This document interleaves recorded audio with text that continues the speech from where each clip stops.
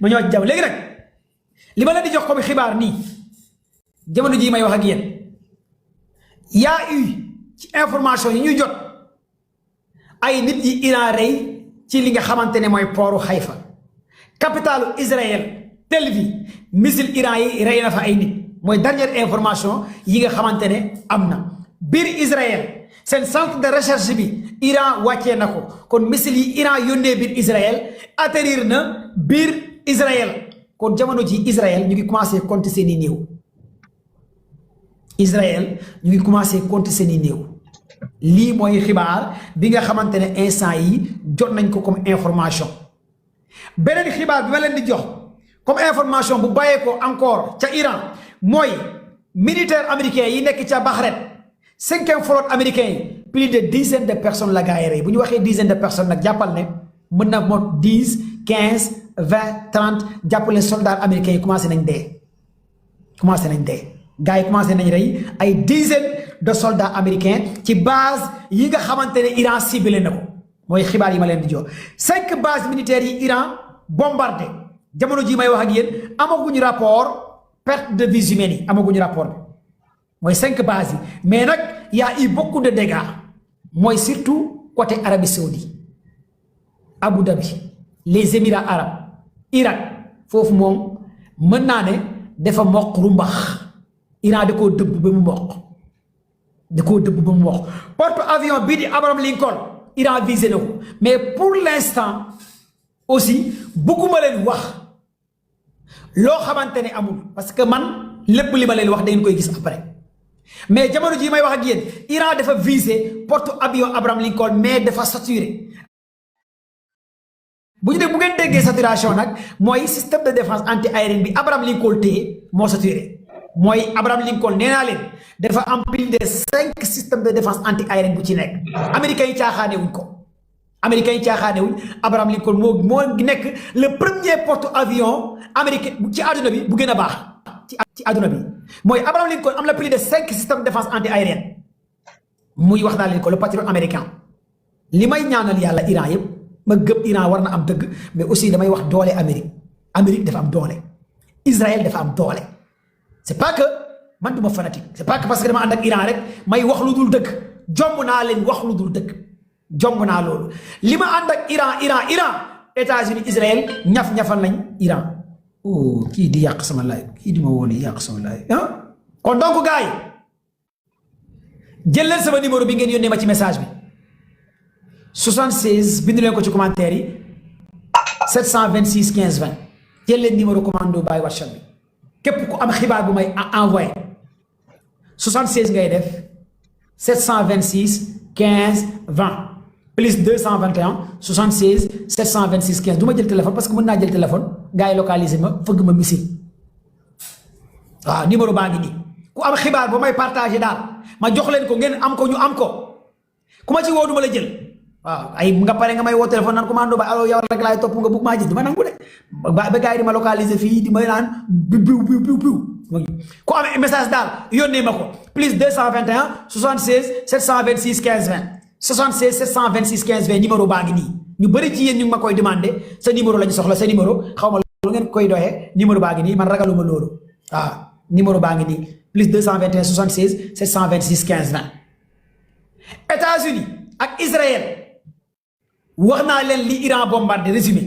attends xaar la ma jox leen beneen information bi attendez partagez leen ma ñëw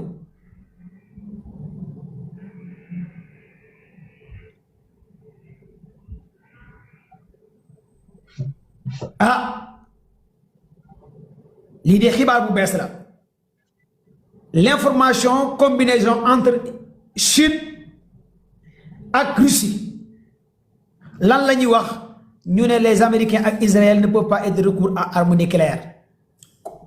Chine ak Russie def nañu communiqué ñu ne États-Unis ak Israël bu ñu mës a def recours ci arme nucléaire États-Unis ak Israël bu ñu mës a def recours ci arme nucléaire kon yéen ñi doon laaj Russie dugg ci xam nga dama leen di expliquer la guerre parce que ñu bëri ci yéen émotion ak sentiment ngeen di demee dama leen di expliquer tey lan moo nekk ci guerre pour ngeen xam ko un peu ak allié kañ lay allié di dugg ci guerre c'est très important ci li ma leen bëgg a wax parce que pour yéen da nga naa jàpp Israël allié États-Unis la wala États-Unis allié Israël la déedéet Israël moom États-Unis lii foog ngeen xam ko d'abord balaa ngeen di wax ci côté guerre maanaam Israël moom Amérique foog ngeen xam ko d'abord Amérique bii lu muy rëy Israël moo ko moom sioniste yi nga xamante ne tey ñoo nekk biir congrès États-Unis sioniste yooyu ñooy diriger États-Unis te sioniste yooyu seen lobby Israël la nekk lii foog ngeen xam ko d'abord dama leen ko expliquer pour ngeen comprendre congrès américain ñu fa nekk ay sioniste lañ ñoom les milliardaires américains sont des sionistes les milliardaires israéliens sont des sionistes sionistes yi ñoo moom banque yi ngeen di dégg États-Unis yépp sionistes yi ñoo ko moom les contrats armement agents d'armes yi jaay États-Unis sionistes yi ñoo ko moom champs pétroliers yi sionistes yi ñoo ko moom sont les milliardaires américains ñoom ñooy décider te motuñ 40 personnes ñi ëpp alal ci àdduna bi ay sionistes lañ ñoom moom Amérique ñoom moom Israël ñoom ñooy décider ndax guerre dina am wala du am kii di Trump ak benn te yow ay maillon lañ ci affaire bi c'est pas à eux ñooy décider du ñoom ñooy décider Trump amul lu muy décider dañ naan ko defal nga def congrès américain ñi nga xamante ne ñooy siège ci congrès bi sionistes yi bu leen neexee ñoom ñoo leen di jënd gars yi jënd sénateurs yi jënd secrétaires généraux yi lu leen neex moom mooy am ca États-Unis même bu nekkee Trump bëggul guerre force guerre day am parce que lobby la mooy banques yi ñoo ko moom médias yi ñoo ko moom Black Rocks yi ngeen di dégg ñoom ñoo ko moom sont les sionistes sont les décideurs motuñ 40 personnes ay multimilliardaires lañ ñoom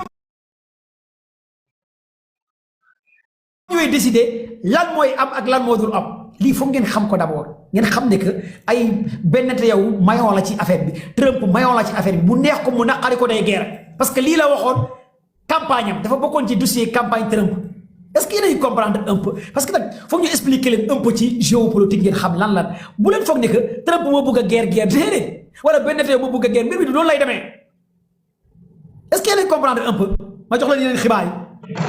léegi nag alliés yi am na ko laaj ci sànq mu ne non Russie dafa war a dugg ci guerre bi Russie ok fii dama leen di expliquer un peu pour ngeen comprendre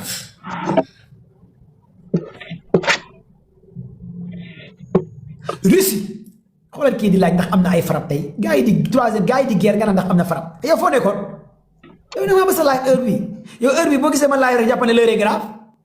tremblement de terre moo am yow heure bi kañ ku gis commando bay heure bi TikTok jaroon ngay laajte xamal ne bali tàkk na télé tàkk na yow kay heure bi ku gis commando bay xamaa ni l'heure est grave lan lay wànq di dox noor wànq lu muy dox noor wànq nga naan ndax guerre am na kii mooy gars yi nga xamante ne dañuy woor di nelaw ba ay 19h yeewu naan am ngeen koor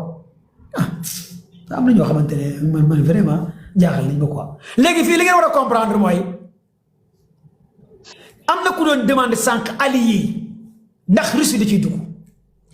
xam nga Iran dafa am ñaari façon alliés ñaari façon alliés la Iran am ñaari façon alliés la Iran am ñaari façon alliés la Iran am wax naa ko 4 fois ban façon allié premier la Iran am boo xamante ne bu Iran duggee tey ci guerre bi tey suba bu ko neexee mu dugg ci guerre bi wala léegi nii mu dugg ci guerre bi premier allié bu Iran am mooy branche am bi nga xamante ne moom la bokkal gëm-gëm diine religion gis-gis mooy lan mooy Houthi nekk ca Yémen ñooñu allié Iran lañ ci wàllu branche Constance Hezbollah bi nekk ca Liban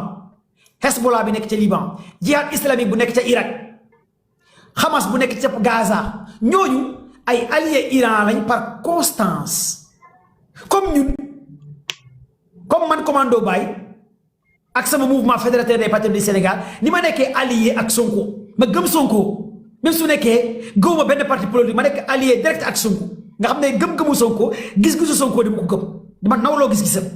ma xam ne kii jullit la lii la gëm léegi ñooñu nag ay alliés Iran lañ man noonu laa nekkee allié Ousmane Sonko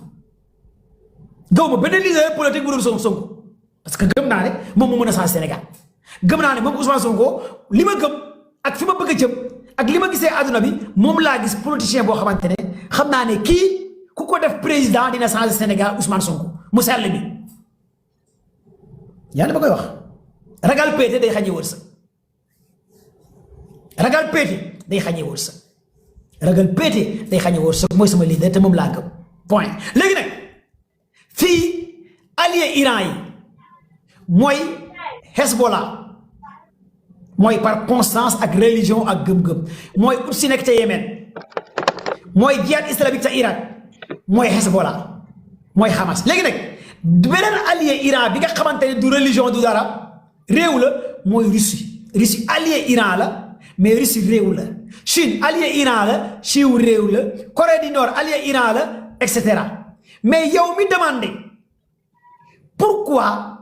Russie di toog di seetaan ma ne la Russie seetaanu maa ngi ñëw jox leen xibaar yi ay am na beneen information bi ma jot de allahu akbar kabira mais gars yi est-ce que Iran du jeexal guerre bi est-ce que guerre bi du jeex tey la ilaha illallah non lii moom balaa ma leen koy jox may leen ma tuuti ma yeggali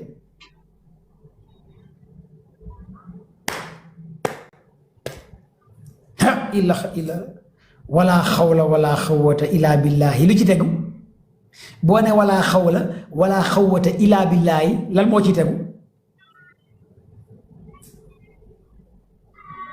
wax leen ma ko est-ce que guerre bi du jeex boo ne wala xawla wala xawwata illa billahi lu ci tegu xale yu azim macha allah xale yu azim li ma jot nii moo ma tiital yàlla jàmm am ci réew mi yàlla jàmm am ci àdduna bi mais affaire bi gars yi affaire bi mu ngi commencé jéggi dayoo nag lii moom affaire bi mu ngi commencé jéggi dayoo léegi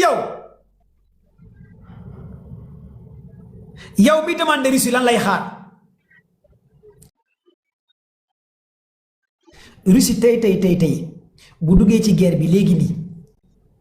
Israël États-Unis dañuy utiliser arme nucléaire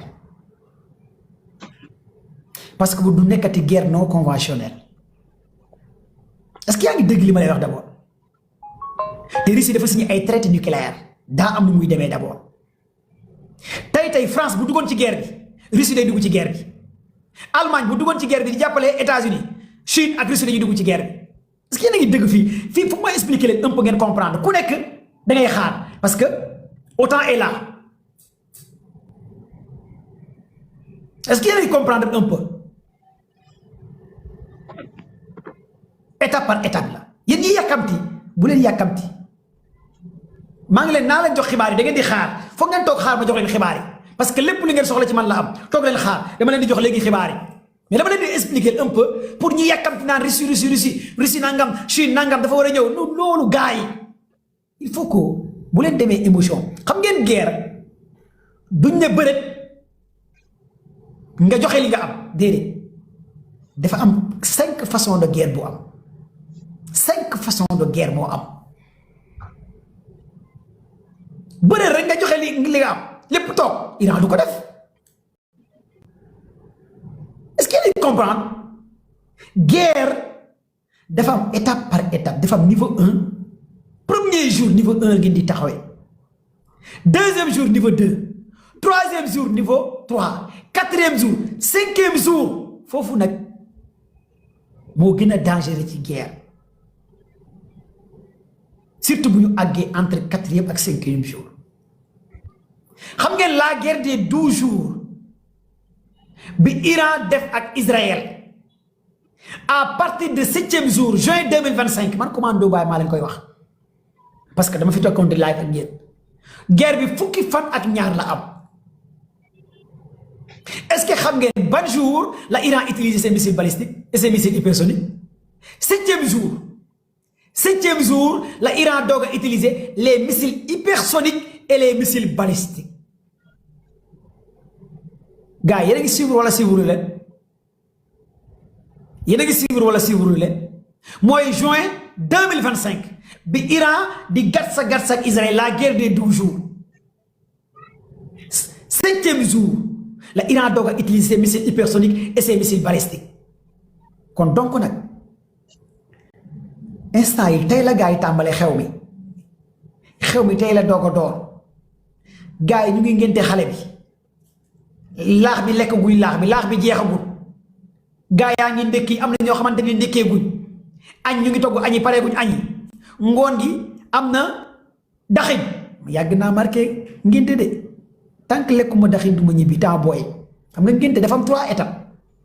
premier xëy boo xëyee mooy laax nga toog góolu temps booy dama doon góolu de boo añee bi pare gars yi ne nañ ñibbi nga xaar daxin laaw bi daxin mbëb ñu toog na bañ a ñibbi toog xaar daxin bi ngoon gars yi defar daxin def ay vermicelle affaire yooyu defar affaire nga temps ngénte ngoon gi moo daxin boobu nga xam ne dañ koy def ci bool yooyu genre guerre aussi loolu la demee ku reetaan ci yéen amoo koor li may expliquer nii ku nekk di ci reetaan amoo koor waaw guerre aussi noonu lay demee léegi nag comme que premier jour la Israël moo njëkk a bombardé mais Iran a réussi le coup premier jour Iran bombardé 5 bases militaires américaines premier jour 5 bases militaires Iran bombardé ko États-Unis ñaata état la combien d'états ñoo composé États-Unis une trentaine d'états une cinquantaine d'états ñoo composé États-Unis ak Israël mais les alliés américains yi duggaguñ ci alliés yi dugguñ ci les alliés américains moo ñu nekk ci OTAN mooy kan fa nekk la France Italie Royaume-Uni Espagne Pologne ñoom ñoo nekk ci OTAN les pays qui composent l'OTAN ñoom kenn duggul ci guerre bi kenn utilisé gul espace aérien pour jàppale États-Unis wala Israël amagul de kenn utilisé wul des avions pour jàppale amagul léegi nag Russie ak Chine bu ñuy dugal seen loxo ci guerre bi nekkul luy li ngay gis déedéet nekkul li ngay xool ci suuf lay doon Russie mën na jël ay pilotes russes jox ko Iran des avions russes Russie mën na utiliser ay ingénieurs russes jox ko Iran loolu mooy dugg ci guerre bi ci suuf parce que Iran da doon jàppale ay Russie ay drone est-ce que yéen a ngi comprendre un peu kii di wax def ma modérateur man sama live bu ma def modérateur kenn ku bëgg a saaga na nga saaga ku kuy bëgge kuy wax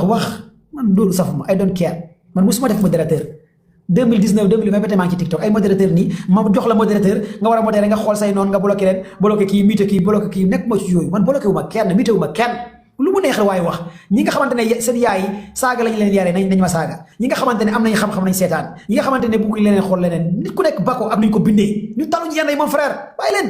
xam nga am na ñoo xamante ne jikko mala lañ am bàyyi leen seen jikko mala comprendre ngeen léegi fii Russie day dugal Iran ay éléments ci suuf Russie mën na ko envoyer système d'information Russie mën na utiliser ses satellites militaires pour jox Iran ay xibaar loolu jàppale la ci guerre Russie mën na utiliser ses satellites civils pour jox Iran image information wax ko lan lay am Chine aussi noonu la da koy partager moom information mooy données moo tax moo xam leen les nerfs de la guerre c'est de l'information kii dëccal l'information gagne la guerre te guerre bii nii dafa am lu ñuy wooyee guerre données muy 1 guerre information muy 2 guerre technologie muy 3 guerre symétrique guerre asymétrique guerre conventionnelle guerre non conventionnelle guerre hybride guerre non hybride tout ça sont des systèmes de guerre am nu ñuy dippee nag guerre totale opération spéciale yooyu yëpp ay différents types de guerre la mais fii nii guerre bi am diggante bii nag daa am lu ko soxla d'abord mooy lan mooy lépp luy technologie Chine dafay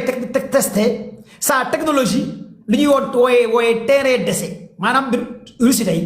mën na am benn système de défense anti-aérien S500 yi Russie jël na système de défense anti-aérien yi tudd S400 S500 jox ko Iran mais Russie day tester ndax système de défense anti-aérien bi ma yor ces batteries là ma jox ko Iran ndax baax na wala baaxul léegi Russie aussi day calculer Chine aussi ces missiles yi muy jox Iran et sa technologie c'est GPS ak laser day xool ndax mën na faire face avec les Américains au cas où bu waree récupérer île bi Taïwan parce que Chine aussi war na jëli Taïwan te Taïwan Américains ñoo fa teg loxo jàppale gars yi ak ses microprocesseurs et sa technologie mais Chine aussi day jàppale Iran avec sa technologie est-ce que yéen a ngi comprendre un peu maa ngi ñëw ci xibaar yi gars yi bu leen yàkkamti sa xoolal gars yi jox ma xibaar maa ngi ñëw jox leen léegi xibaar yi xibaar yi man maa leen ko gën a bëgg a jox parce que xibaar yi def ma jaaxal li ma tiim nii ci ay xibaar lii def ma jaaxal.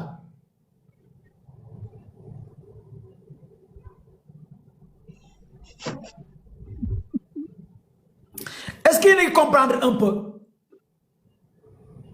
léegi nag fii xoolal gars yi gaawal léegi nag fii les données mooy base guerre information mooy base guerre parce que mu lu ñu wooyee guerre satellitaire guerre drone foofu lañ toll d'abord ci adduna bi foofu la toll adduna bi ci guerre données la nekk moo tax des fois su ngeen gisee man may am lu ma naqari di leen ko wax parfois yenn gars yi dañu comprendre ça fait mal parce que amul benn réew tey buy toog ñu naan la par exemple Sénégal dañu koo hacké ay DGID ay DAF ay sénégalais toog intéressé wu leen man damay tiit ay sénégalais 1 mois 2 mois ñuy bindu amuñ carte d'identité damay tiit réew ñuy toog di la pirate di la hacké gars yi toog di seetaan man damay tiit man parce que damay xam ne lii c'est très dangereux te un jour viendra li may jooy ak li ma xam di nga naan ok lii la doon commando baay doon wax ku jël sa données réew xam na sa doom xam na sa réew xam na say nit xam na sax say intellectuel parce que données lay nit ñi di xëccoo ci àdduna bi données ay milliards la ku am sa données réew xam na ñan ñoo ci muus ñan ñoo ci intelligent ñan ñooy say géwél ñan ñooy say bongomaan ñan ñooy say feccikat ñaata jullit nga am ñaata musulman nga am ñaata kuluna nga am ñaata nit ñu baax nga am ñaata parce que données mooy nit te nit bu xasee am sa données xam na la yow li nga gën a bëgg say jeunes lan la ñu gën a bëgg lan la ñu moo tax données mooy lépp te quand on parle des données sénégalais du leen wallahi lisib nga gis sénégalais di jubilé waaw garaaw donc sa données lu mel ni ay carte d'identité base bi nga jox ko étranger ñu la koy gérer sa carte d'identité sa données nga jox ko ay étranger ñu lay gérer sa données ngeen ne Sénégal réew la mais des na li tax ñu naan réew dafa des base li tax ñu naan réew foog nga am sa banque de données réew boo xamante ne 1 mois ay citoyens sénégalais bu ñu am carte d'identité parce que ay nit ñoo la piraté ngeen ne réew ci réew bu sérieux lañ nekk en fait réew boo xamante ne ay nit ñoo lay piraté ngay am ay jafe-jafe pour am carte d'identité pour ngeen xam ne moo tax ma ñëwaat ci yéen données yi moo tax ma ne leen les nerfs de la guerre c'est de l'information qui détient l'information gagne la guerre lii mooy guerre moo tax information yi nag la Chine di jàppale Iran information yi la Russie di jàppale Iran léegi bés bu Israël ak États-Unis naree franchir la ligne rouge ci lay Russie wala Chine di dugg ci guerre bi kon dans ce cas-là day nekk guerre nucléaire nekkati guerre non conventionnelle day nekk guerre nucléaire tey Israël naroon utile arme nucléaire Poutine day dugg ci guerre bi parce que day ay des conventions qui ont été signées par ONU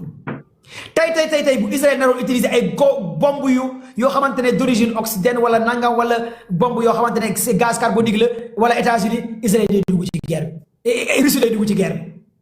kon donc yii foog ngeen xam mbir mi nan ak nan lay demee mais pour l'instant nag ma jox leen xibaar yi partagé leen ma jox leen xibaar yi ma mujjee am après ma ñu joxante rendez-vous tey ci guddi après ndogu su ma ndogoo laa leen di jox kii quoi.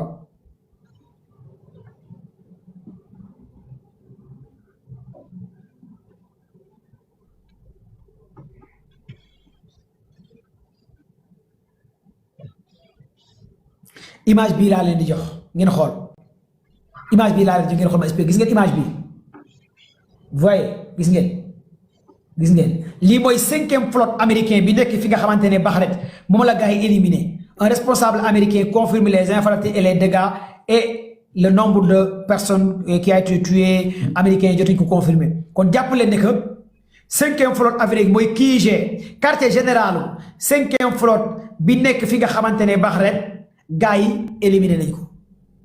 laal nañ ko laal yi métti bëri na ay soldats américains yi nga xamante ne dee nañ ci mu lii mooy dernière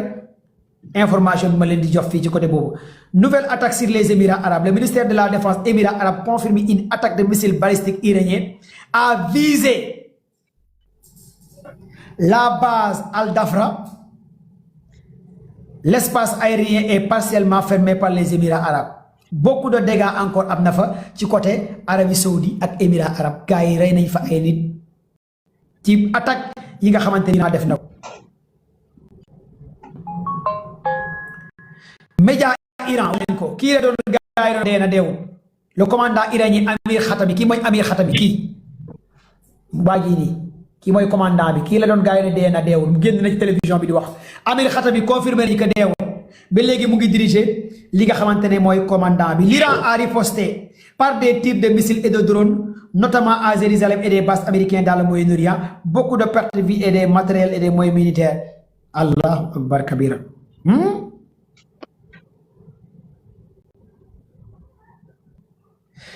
Des centaines d'avions américains et israéliens sont stationnés au Moyen-Orient. Une attaque à grande échelle déchouée par des systèmes de défense anti-aérienne iraniens. Live and direct. Attends, tu as le fait. Des sources israéliennes citées par CNews affirment que les frappes menées visaient principaux responsables iraniens. Quand la gars est échoué. Premièrement, moi, le guide Ali Khamenei, le président Mahmoud Sikian mu ngi dund deewul président Iran le chef d'état-major général Abraham Mousavi mu ngi dund deewul secrétaire conseiller défense Ali Shakani deewul mu ngi dund Ali Larjani secrétaire conseiller de sécurité mooy Ali Larjani ki nga xamante ne récemment la ko Ali Khamenei fal ñoom 5 personnes yi nga xamante ne ñoom la ñu visé woon tey kenn ci deewul ñoom ñëpp ñu ngi woor waaw amul kenn ci ñoom ku décédé te Israël ñoom la visé pour rey leen ñoom ñëpp ñu ngi toog woor kenn ci ñoom man tamit dëgg naa fi de xaw ma ndax woor nañu wala woor mais l'essentiel daal xaw ma ndax woor nañu wala wooruñ waaye daal télévision Iran bi nee na ñoom kenn ci ñoom deewul gaa yaa ngi nii ma wol leen ko gaa yaa ngi nii waaw koor gi moom man kese man moom gëm naa ne damaa woor ñu ngi nii waaye les images gaa yaa ngi nii kenn ci ñoom deewul ñoom ñëpp war nañu image ayatollah Khamenei moo yëkkati gaa yëpp a ngi nii kenn ci ñoom deewul ñii nag la waa Israël waxoon ne rey nañ leen Israël dañoo mën a meew de xam nga luy meew xam nga luy meew daa xale meew waa Israël dañoo mën a meew de ñii nag waa Israël dañoo waxoon ne rey nañ leen média Israël ñoo mën a meew xam nga lan mooy meew gars yi partagé leen live s'il te plaît information bi kon c'est faux kon kenn ci ñoom deewul ah le guide suprême Ali Khamenei deewul te waxoon nañ ne dee na le président Mahmoud Barzani dee na te waxoon nañ ne le chef d'état-major Abraham Mousavi deewul ah kon ñi kenn ci ñoom deewul waaw Larjani Ali Larjani secrétaire conseil sécurité deewul Shakani secrétaire général du conseil défense kenn ci ñoom deewul lii mooy li nga xamante ne lu wér lu wow koŋŋ li ma leen tegal te dafa day góore de réew mi wóorutut nay góore lu wow koŋŋ laa leen tegal même live bi nii dafa góore waaw dafa góore lu wow koŋŋ parce que daa am ñoo xamante ne moom ay liste la ñu yor ak lu ne la ñu yor ci réew mi kon léegi daal da ngay takk laafa nay dëgër këj soo ko bëggul luy lëndëm dafa yor ay loi am dafa ay dafa war a dëgër këj laay bi day dëgër waaw soo ko projet bi la yor Mame Matar listam la yor réew mi wóorutul dafa war a dëgër këj waaw kon ñii daal la gars yi wax ne kenn ci ñoom deewul commando bàyyi la live and direct partagé le mu gaaw dëgg la de waaw dëgg la de voix bi dafa war a dëgër këj waaw kon ma jox leen beneen xibaar bi les États-Unis attaquent l'Iran les bases américaines touchées et Émirats arabes bombardé nañ ko perte yu bëri ñoo fa am kenn xamagul nag ñaata nit ñoo fa dee ak lan moo fa yàqu Bahreïn base militaire américaine bu nekk Bahreïn kenn xamagul ba léegi bilan bi amaguñ ko peut-être fii ak après bu ñu jullee timis bu ñu ndogoo dinaa ñëw live 22h Sénégal 23h Koweït kenn xamagul ñaata nit ñoo fa dee Iran bombardé na base américaine bi nekk Koweït Qatar Iran bombardé na ko Jordanie bombardé nañ ko Arabie Saoudite bombardé nañ ko Iran mu ngi tuddee opération bi True Promise 4 bind leen True Promise 4 la vraie promesse numéro 4 True mooy la vraie mooy réel mooy right True nii la ko Iran tuddee defoon nañ Promise 3 léegi nag Iran àgg na ci Promise 4 Promise 4 bi nag jàppal ne lu ne mën naa xew waaye léegi nag nañ ñëw ñu continuer waat xibaar yi information yi Arabie Saoudite a fermé condamné qu'il qualifie d'agression iranienne lâche et de violation manifeste de la souveraineté de plusieurs pays de la région dans ce communiqué.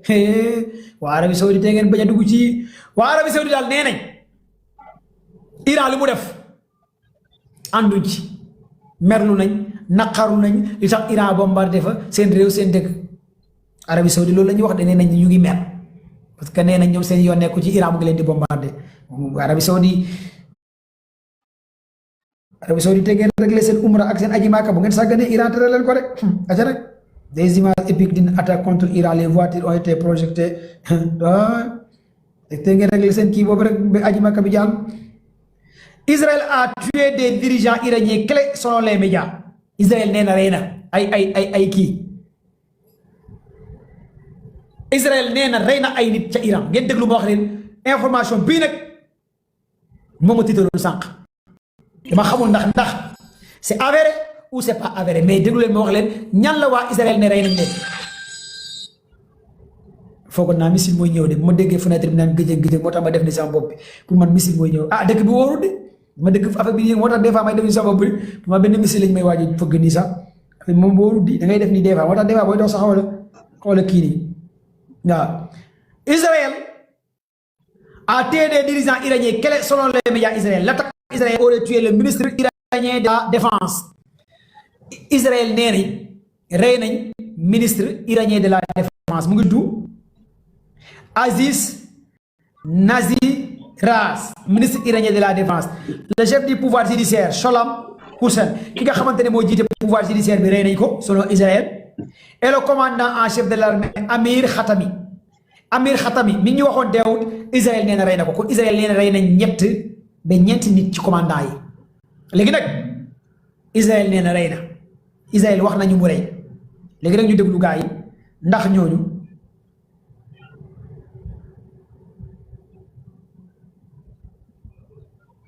fii nag gaa yi dañoo ne l'Iran devient le premier pays à frapper l'Arabie Saoudite avec les systèmes de défense anti-aérienne Israël et États-Unis combinés, les Émirats arabes unis, le Koweït, la Jordanie, Bahreïn et le Qatar à une seule journée. Médias américains et européens, Al Jazeera ñoo koy wax premier pays dans le Moyen-Orient bi fëggandoo Arabie Saoudite fëgg Koweït fëgg Jordanie fëgg Émirats arabes fëgg Irak li Iran moo ko wax 5 bases militaires moo tax gars yi yàkkamti ma ne bu leen yàkkamti gars yi bu leen yàkkamti premier pays ci Moyen-Orient nga fëggandoo 5 pays Arabie Saoudite ya Allah Koweït ya Allah Irak ya Allah Bahreïn ya Allah naar bu xees ak naar bu ñuul la yem ya Allah yi ya xalaba ya ñëpp Iran dañ laa yàq waaw moo tax boo fa duggee léegi instant yi bloqué grand bu bi dara yu weex yi ñu ngi naaw ci kaw di prier ya Allah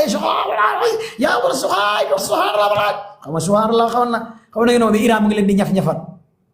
moo tax nekk seytaane baaxul réew arab yi nga xamante ne nekkuñ ci lu yàlla gërëm Iran ñaf-ñafal lañ seytaane yi Iran mu ngi leen di ñaf-ñafal ay Arabie Saoudite ay seytaane lañ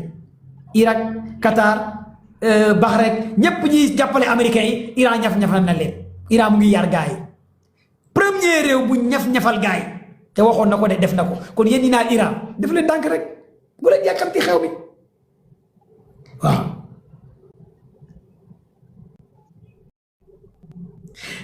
Imam Hussein des champs de mort l'Amérique résonne dans le sanctuaire de Imam gis ngeen gaay yi lii biir Iran la am ci jumaa Imam Hassan déglu leen gaay ngeen xam ne ñii dañoo jeex ci yàlla lii Iran la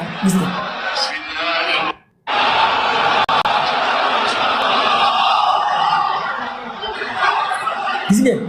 biir Iran la direct xam nga lan la ñuy yuuxu fii la mort de Amérique dafa war a dee tey dafa war a jeex pour ñu wol leen ne ñii dañoo pare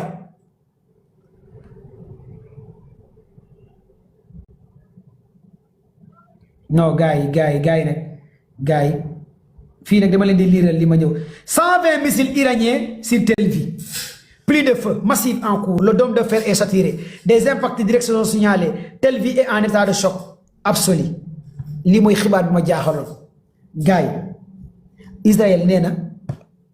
120 missiles la Iran fëgg biir Israël missiles yi àgg na dôme de fer saturé xam ngeen lan mooy dôme de fer xam ngeen lan mooy dôme de fer dôme de fer Israël saturé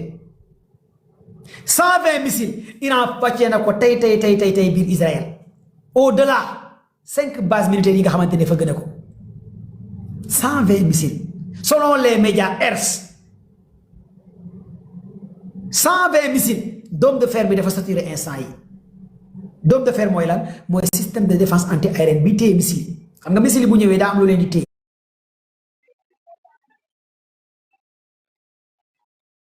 li tax missile di tuuru biir Israël loolu la ñuy wooyee système de défense anti-aérienne loolu mooy le patriote américain mu ngi tudd le patriote américain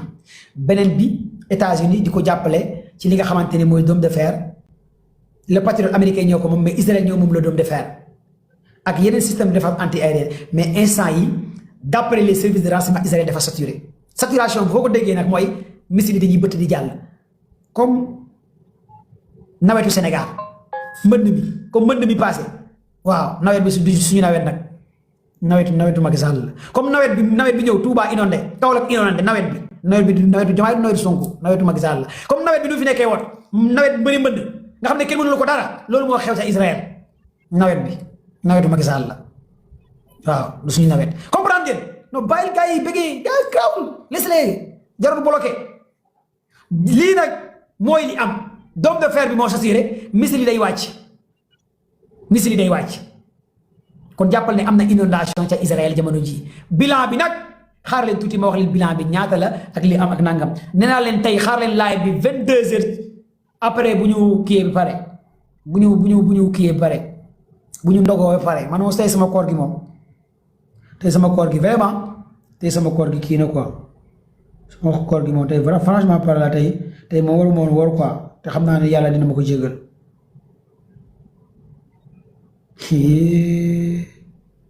regardez gars yi dama leen di woon benn image ngeen enregistré ko image bi biir Israël la tel vi xool leen image bi port centre de dépôt de pétrole Israël ak nangam la gars yi bombardé biir tel vi xool leen image yi ku mën a capturer na nga capturer day gaaw aca jël leen gis ngeen saxaar si fii mooy portu Rafa biir fii mooy tel vi gis ngeen image yi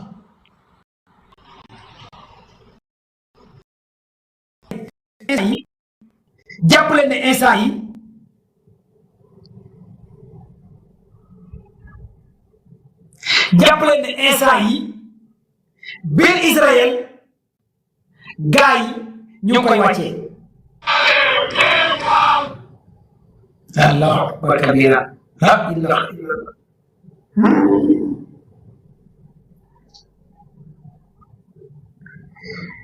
d'après les services de renseignement américains, l'Iran a procédé à une vaste dissimulation de l'emplacement de ces missiles, ce qui lui a permis de lancer des attaques de grande envergure sur les bases militaires américaines. Américains nee nañ Iran dafa bëri ay missiles yi mu ko teg lii moo tax bu mën a fëgg fu ne yéen a xam de loolu moom sama yoon nekku ci Iran moom bu leen di ñaf-ñafal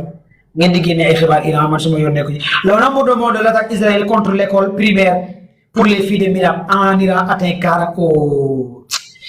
xibaar bi moom métti woon benn école boo xamante ne ay xale jigéen ñoo fay jàng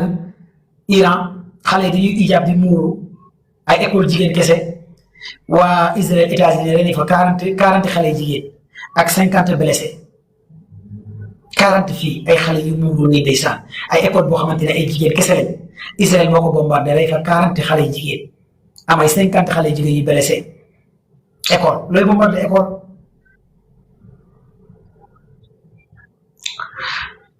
nee naa la xam nga lii fii léegi foog ma expliquer leen un peu ngeen comprendre ko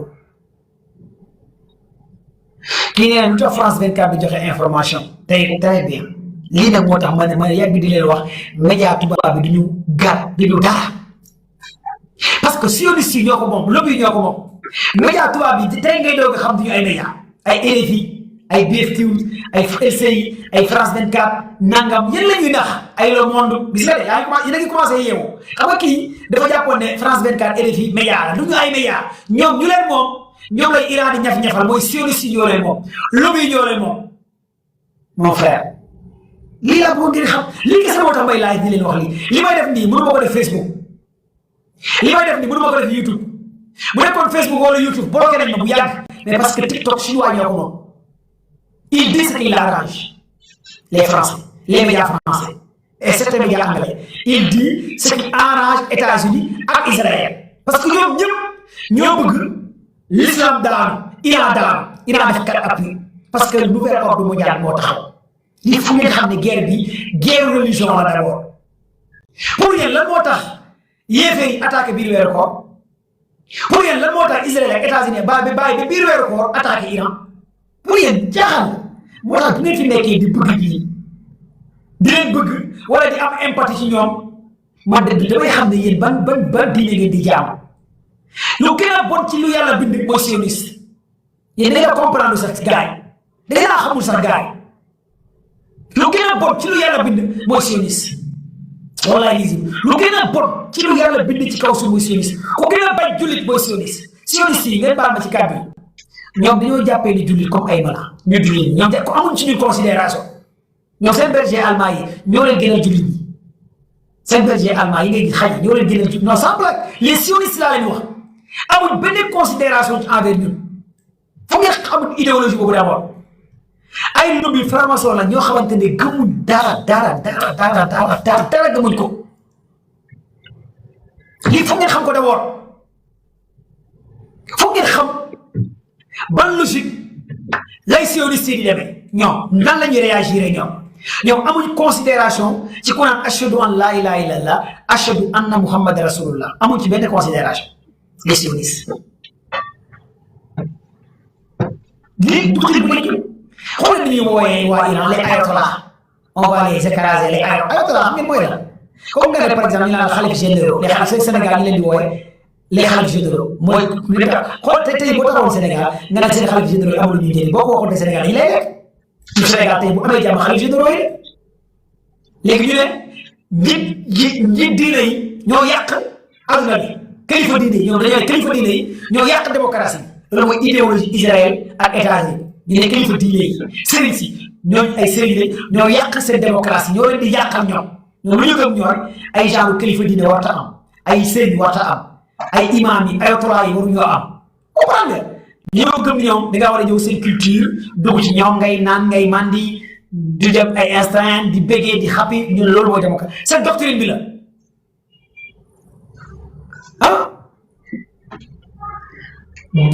sama numéro 76 726 15 20 mais ba ma woowee doo ma jot nag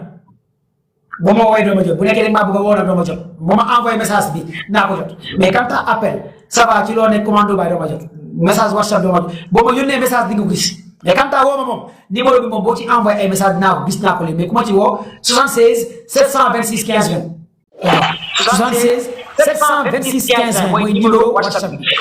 ku ma bëgg a jox xibaar information. bu ko am information booy joxe nga nekk Iran nga nekk États-Unis nga nekk feneen ku am xibaar booy joxe envoyé ko ci 76 726 15 20 bind leen numéro bi ci commentaire bi bind leen numéro bi ci commentaire bi je pas sioniste am na ko ne juif non juif ñoo gën a baax sioniste juif ñoo gën a baax sioniste mon frère juif ñoo gën a baax sioniste ñoo xaw a tane sax sioniste yi il faut que nga xam ko d'abord juif ñoo xaw a tane sioniste yi léegi nag récapitulation ci information yi balaa ñu joxante rendez-vous après ndogu parce que après ndogu dina live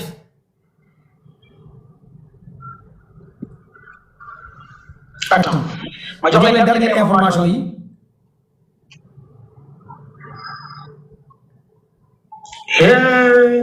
ya Allah waaye ba jàmm la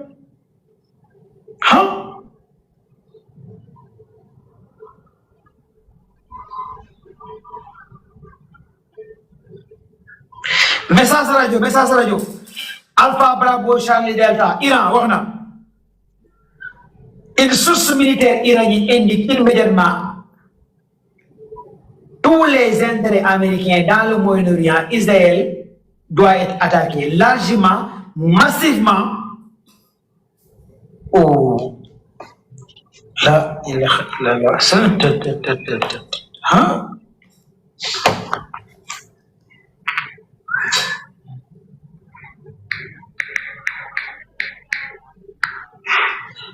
Non, lii li mënta nekk dëgg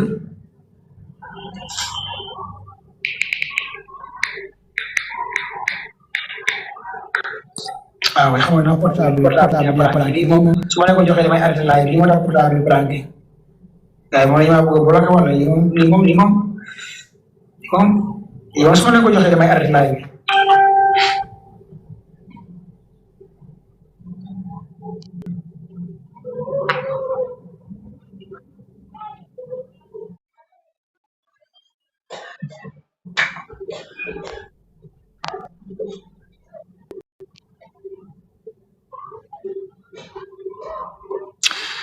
fii nag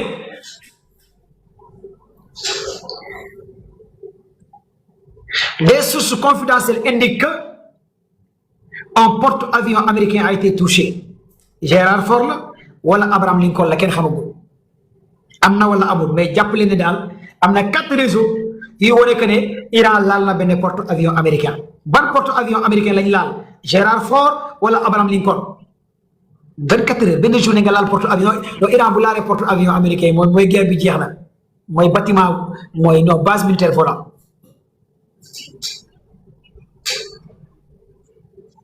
des sources anonymes indiquent que un de ces porte-avions a été touché ñan ñoo ko wax xanaa ñu nekk ci porte-avions yi wala ñan gars yi non Qatar moom mu ngi tàkk mon frère Qatar moom mu ngi tàkk nee naa leen 5 bases des sources man lii ma gën a amal solo porte-avions yi nga xamante ne nee nañ Iran laal na ko xam nga lan mooy porte-avions plus de 8000 personnes ñoo ci nekk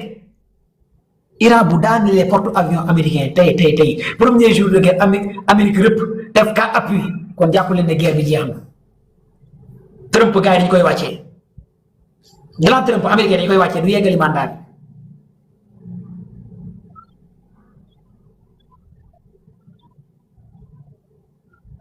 non yow mi naan bu ma arrêté live man damaa wóor te koor gii nii damaa wóor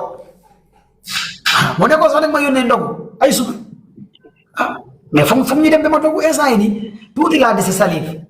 ak li ma xawoon xëdd moom jeex na ba pare fi mu ne ay réservoir benn côté gauche réservoir bii moo xaw a des bii moom vide na sama réservoir bi moom vide na ba jeex tàkk léegi bii laay économiser nii moo tax may wàccee voie bi may demee ba mënatuma wax des sources américain indi fu ne voie bi maa ngi ko wàccee parce que bu njëkk may doog a taal live bi dama dul ñu waaw laa garaaw lëree garaaw kañ laa gëj a wax lëree garaaw pare naa ci lëree garaaw maa ngi rëpp fu mu ne maa ngi rëpp ndànk par ndànk fu mu ne ñaari appui laa nekk léegi ma dugg 3e appui 4e appui yi may lan bi laa jege damay plonge may rëpp damay lëpp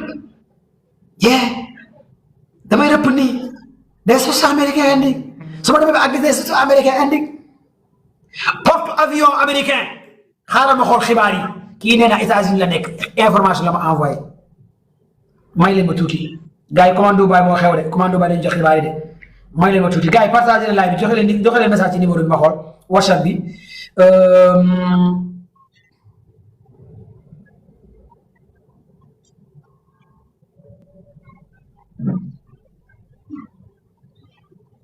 xanaa ñi meewoo ma wax le guide suprême iranien et le chef de la diplomatie iranienne sont en sécurité non loolu dafa neexul ba neexul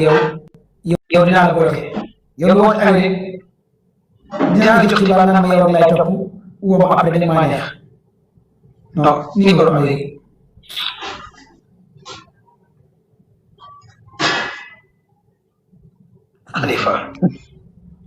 Khalifa ci Amérique Khalifa ba ca demande ok vraiment man Sénégalais yi jaaxal nañ ma quoi man ay neexante bëgg def maa taxaw may jox ay xibaar Khalifa ci Amérique Khalifa xanaa Amérique amul koo ko mën a bëgg a dem information lañu soxla léegi lii nag des sources indiquent que un porte-avions Abraham Lincoln a été touché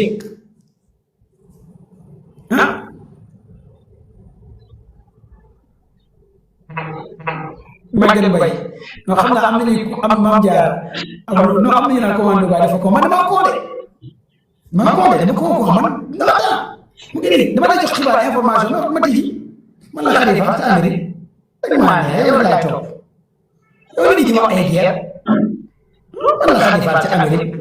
yow laay topp dañ maa ne Khalifa yow tamit ba caaxaan lu ngay def ci ko wax nañ ko ñun bëggante wu ñun xibaar information la ñuy xaar ay xeex ak ñun dañuy xeex kuy xeex di wax guerre kooku looy bëggante moom doo dem ci gars yi nga xamante ne ñu ngi amoon ak loolu man boo bëggante man ci ay guerre laa nekk mbëggeel ay bëggante bu nga bëggante koo xamante ne ci guerre la nga naan ngay bëggante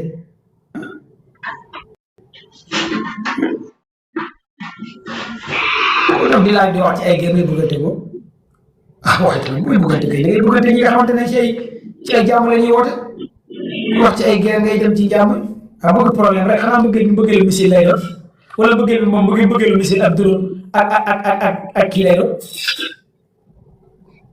waaw xamante ne xeex rek lay wax matin bi am ci ay xeex ku ko def kooku nga ngay bëggante moom la caax boo bëggante doo bëggante ñi wax ay affaire amour ak loo ak ay cas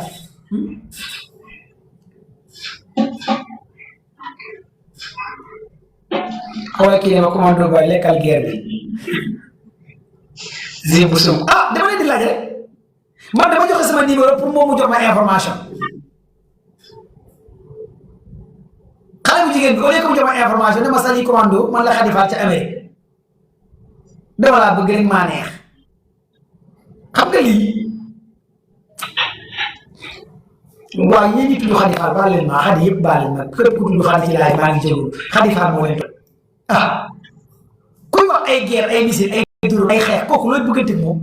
xanaa kay yow bëggeelu suba nga soxla ay bëggeelu xeex raak bëggeelu tuy tali mali duy xanaa yow ba saa bëggeel ngay wax attends non je comprends pas mooy bay def récapitulation ñu dem ba ngoon damay def récapitulation après ñu dem ba après ndogu ñu ñëw quoi dama leen defar résumé après ñu dem ba après ndogu bu ñu doog a pare après ñu doog a ñëwaat ci laaj bi quoi bon, ça va, il me piège, la. Ah, en train de gars,